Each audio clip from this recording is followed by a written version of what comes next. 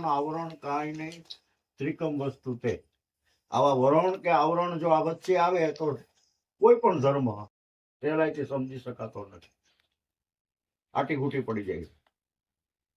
આને સમજવા માટે શું કરવું પડે?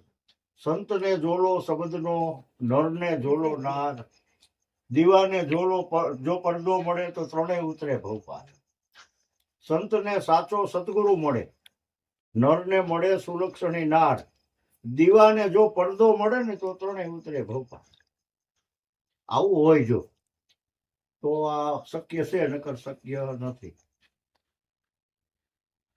સત્ય સમજવા માટે પેલા તો નિખાલસતા જોઈએ, વિકાર વાસનાઓનો ત્યાગ જોઈએ, દયા ગરીબી બંદગી શીલતા સુલ સુજાન, એ તે લક્ષણ સંત કે કહે કબીર સુજાન.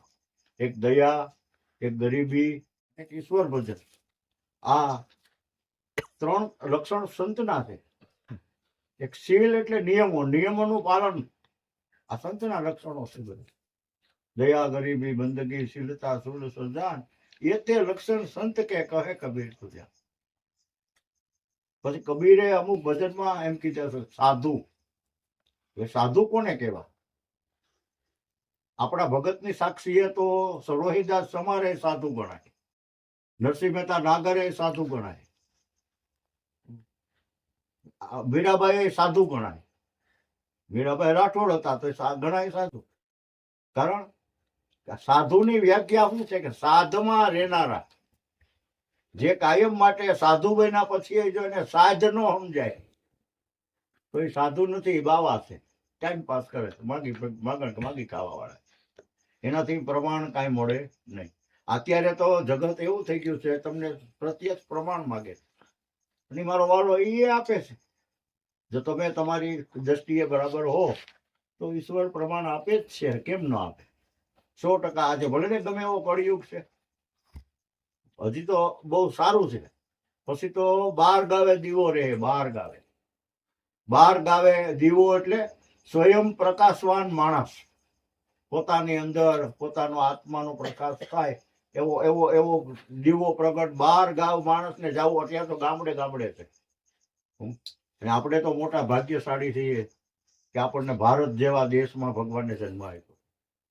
આપણા દેશની સંસ્કૃતિ, આપણા દેશની જે વિરાસતો છે એ હજી ભૂસાઈ નથી ગઈ અને એ મરે એમ નથી. સનાતન ધર્મ જે આપણે સ્વીકાર્યો છે, આ સનાતનમાં બધા વરણ પંથ વાળા ધર્મ બધા આવી જાય.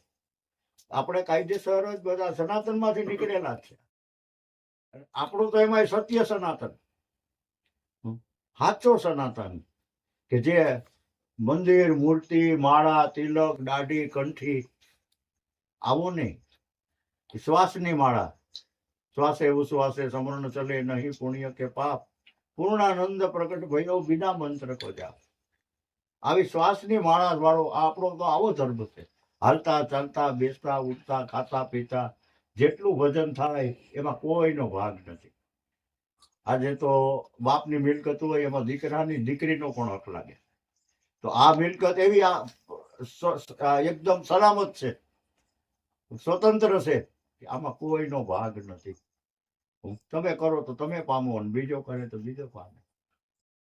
બાકી જેના ઘરની અંદર નર નારી એક મતા તો સ્વર્ગપુરી એ શું કરતા? સ્વર્ગ એટલે કોઈ આકાશમાં કોઈ સ્વર્ગ નામનું તીરથ નથી. સ્વ એટલે પોતે, અર્ગ એટલે તત્વ. પોતાના તત્વમાં પોતે તો જ આનંદ કરી શકે જો બધા ઘરમાં રહેતા તમામ માણસોનો સિદ્ધાંત રહેતો હોય, તો જ આ વાત શક્ય છે. નકર આ વાત પામી શકાતી નથી, સમજી શકાતી નથી. આપણે આગળ વાત થઈ હતી ઘડીક વાર પહેલા, સાયણામાં ભાઈ આપણે બેરલ પાણીનું નાખી દઈએ, સાયણો કેવડો નાનો એવો ઘઉં સારવાનો, એ ભરાય નહીં. કારણ કે ઓલા છિદ્રો છે એટલે જેટલું પાણી નાખતા જાવ એટલું નીકળતું જાય. રાતે સત્સંગમાં બેઠા, ભાઈ હું વાત થતી કે ઈ ખબર નથી.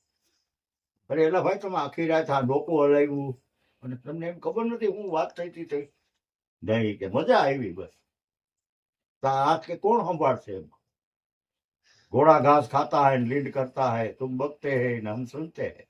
મજા આવી, મજા આવી, મજા. એટલે આવી મજા કરવા માટે અરે આ વાતને તમે તમારી અંદર ખોજ કરો.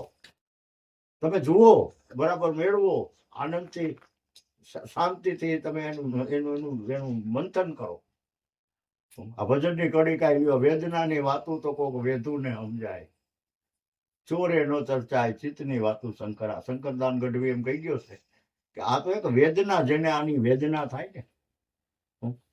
એક સ્ત્રીને બાળકનો જ્યારે જન્મ થાય, પ્રસૂતિની પીડા થાય, આવી પીડા સાથે નીકળેલા શબ્દ, એનું નામ સત્સંગ.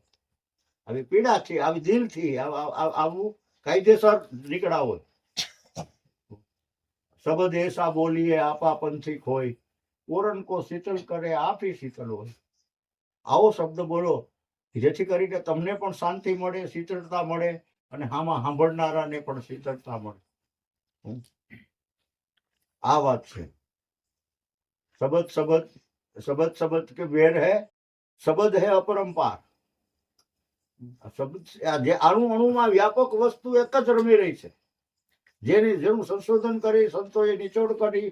માર્કોંડ ઋષિએ જે શિવને શબ્દ આપ્યો હતો, એ જ અત્યારે એમને હાલ્યું આવે છે. આને સંતોએ મહામંત્ર કીધો છે. કોઈએ કટારી કીધી છે, કોઈ પ્યાલો કીધો છે કે પ્યાલી મેં તો પીધેલ છે ભરપૂર, એવો પ્યાલો મારા ગુરુએ પાયો, મારા નખ શીખ પ્રગટા નૂર. આવો પ્યાલો સદગુરુ મહારાજ, આ કોઈ દૂધનો પ્યાલો નથી કે પાણીનો પ્યાલો નથી, આ તો એક સત્સંગનો પ્યાલો આવો પાય છે કે જેથી કરીને એના એકો એક છિદ્રો ઘૂસાઈ જાય છે. પણ સાયણામાં પાણી નાખે નીકળતું નથી, પછી એને યાદ રહેવા માંડી જાય છે. આવું છે આ. જો આ સત્સંગમાં આવું જો સમજાય આપણને તો આ મહત્વનું છે. બાકી તો ખોટા ઉજાગરા છે ભાઈ. કારણ વાતડિયું વકતાડિયું જડ જડ જુડેડિયું, જેડા જેડા માનવી એવી વાતડિયું. આમાં કોઈ સવાલ પૂછવા વાળો સામે કોઈ હોય તો એનો જવાબ મળે. આપણે જે કેમ આગળ શરૂઆત કરી, ભાઈ ધર્મને સમજવા માટે શું કરવું? જો ધર્મને ખરેખર આપણે સમજવો જ હોય, વધાર કરવો હોય તો ગમે એ ગુરુ કરી લ્યો, દેજો પ્રમાણને સત નિર્વાણ હાયલા ઘેર ચોકા ખાય. બાકી જો તમારે ધર્મને કાયદેસર સમજવો હોય, આ ધર્મને જો તમારે જીવનમાં લઈ આવવું હોય, ધર્મ છે એ પોતાનું જીવન બનાવે છે, ઘડતર બનાવે છે, સારા સંસ્કારો આપે છે. આપણે સુધરીએ, આપણી પ્રજા સુધરે, આખી પેઢી જ નોખી થાય. નાતી ને જાતિ નહીં ગુરુજીના દેશમાં 18 વરણ એક પ્યાલે છે, પીપળામાં કે પરમેશ્વર બાબરથી બીયો, બ્રાહ્મણમાં ભગવાન તે ભંગીમાં કયો. એને કઈ નોખું કારખાનું છે? બધામાં અણુ અણુમાં એક જ ઈશ્વર રમી રહ્યો છે. અને એ જ ઈશ્વરે આપણને આ જન્મ માણસનો અવતાર આપ્યો છે. અનેક અવતાર થયા પછી બળો ભાગ્ય કે મનુષ્ય તન પાવા, આપણને ભગવાન માણસ બનાવે છે. અને આ માણસ બન્યા પછી ખરા અર્થમાં આપણે માણસ બનીને નથી રહેતા, એટલે આ દુઃખી થાય. પશુ પક્ષી, ઢોર, બળદ, કૂટિયો, ગાય, ગધેડો, એને તમે આ વાત કરો થોડો સમજી શકે? આ વાતને સમજવા માટે માણસનો અવતાર જોઈએ. આ તો આપણને મળ્યો છે. હવે તો ખાલી કર્યા વિનાનું રહી જાય છે. આટલું છે, કરે એનું છે. આ કઈ બતાવવાની વાત જ નથી.